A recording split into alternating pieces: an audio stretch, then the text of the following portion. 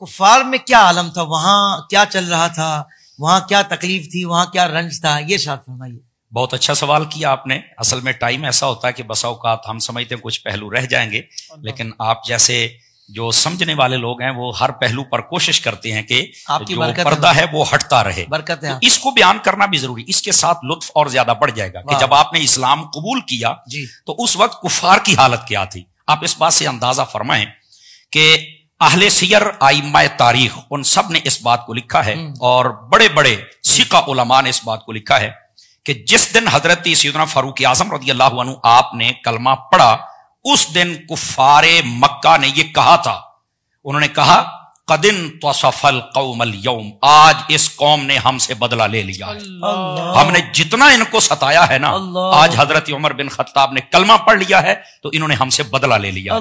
مطلب یہ ہے کہ ان کو بھی پتا تھا کہ یہ عمر صرف ایک نہیں گیا، یہ سمجھو کہ ہماری کمر ٹوٹ گئی اور ہم ختم ہو گئے۔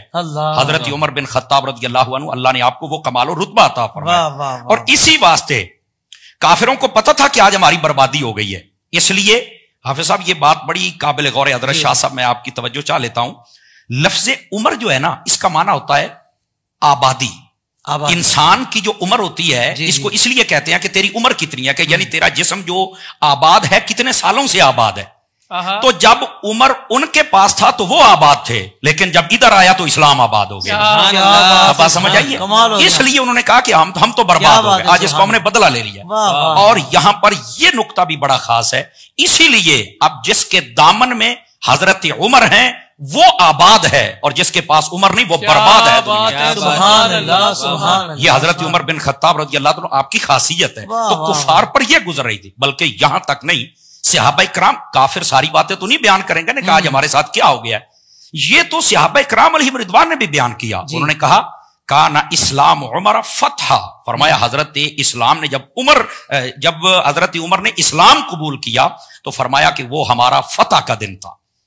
فرمایا وہجرتہ نصرہ، فرمایا کہ جس دن آپ نے ہجرت فرمائی اس دن اسلام کی مدد ہوئی جیسے ہونی تھی، چونکہ مولا علی فرماتے ہیں سب نے ہجرت کی چھپ کر، میں جانتا ہوں سب کے سامنے کس نے ہجرت کی، فرمایا اس کا نام عمر ہے۔ یہ خود مولا علی بیان کرتے ہیں، اور مولا علی کہتے ہیں ایسے ہی نہیں، آپ نے 7 مرتبہ طواف کیا مکے کا، 7 مرتبہ، اور اس کے بعد آپ نے نوافل ادا کیے، اور پھر جو کفار وہاں پہ تھے آپ ان کے پاس گئے، آپ نے فرمایا کہ جس نے یہ اپنے بچے یتیم کروانے ہیں، اپنی بیویوں کو بیوہ کرنا ہے، ذرا باہر نکلا، عمر ہجرت کر کے جا رہا ہے۔ تو فرمایا کہ یہ اسلام کی مدد ہوگی کہ آج کے بعد ان کی طرف آنکھ اٹھا کے کوئی نہ دیکھے، اور فرمایا کہ وا امامتہ رحمہ، ان کی جو امامت تھی وہ ہمارے لیے رحمت تھی۔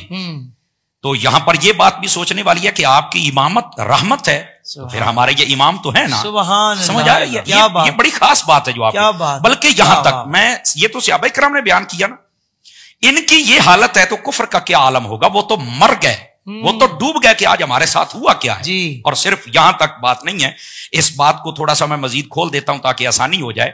حضرت عبداللہ بن مسعود رضی اللہ تعالیٰ آپ ارشاد فرماتے ہیں کہ جس دن حضرت فاروق اعظم رضی اللہ عنہ نے کلمہ پڑھا نا، اسی دن کلمے کا اظہار بھی فرمایا، اور کس انداز سے فرمایا؟ فرمایا کلمہ پڑھنے کے بعد جب نماز ہو گئی، سارا کچھ ہو گیا، آپ سیدھا ابو جہل کے گھر گئے، اس کا دروازہ کھٹکھٹایا، کون؟ کہا میں عمر آیا ہوں۔ تو وہ ڈر گیا، کدھر ہے؟ کہا باہر نکل میری گل سن۔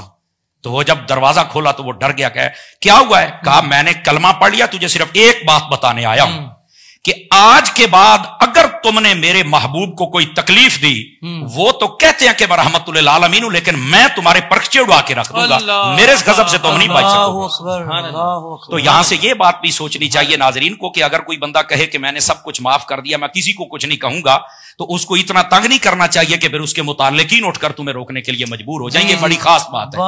تو اس بات کو سمجھیے، حضرت فاروق اعظم کو نہیں پتا تھا کہ میں نے یہ کام نہیں کرنا، آپ گئے اس لیے تھے کہ اگر وہ کہتے اس کا مطلب یہ نہیں ہے کہ تم اپنے منہ ہی نہ بند کرو، اپنے منہوں کو بند کر کے رکھو۔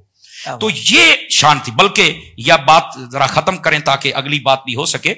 عبداللہ بن مسعود کہتے ہیں ما نستطيع ان نصلي بالبيت، ہمارے اندر یہ طاقت ہی نہیں تھی کہ ہم خانہ کعبے میں نماز پڑھیں، پر فرمایا کہ جب حضرت عمر نے اسلام قبول کر لیا، فرمایا جلسنا حول الکعبۃ وطفنا، فرمایا ہم کعبے کے ارد گرد بڑے شان و شوکت سے بیٹھتے تھے، کھل کر ہم طواف کرتے تھے. کیوں؟ فرمایا حضرت عمر نے کلمہ جو پڑھ لیا تھا. کافر دیکھتے بیٹھتے جلتے رہتے تھے. یہ کافروں کے دلوں پر باتیں چلتی تھی کہ ہمارے ساتھ ہوا کیا ہے. اللہ نے حضرت سیدنا عمر بن خطاب کے ذریعے سے اسلام کو یہ شان و شوکت عطا فرمائی. سبحان اللہ. شمشیر اسلام کہہ سکتے ہیں اس کو حضرت؟ بالکل شمشیر اسلام کہہ سکتے ہیں.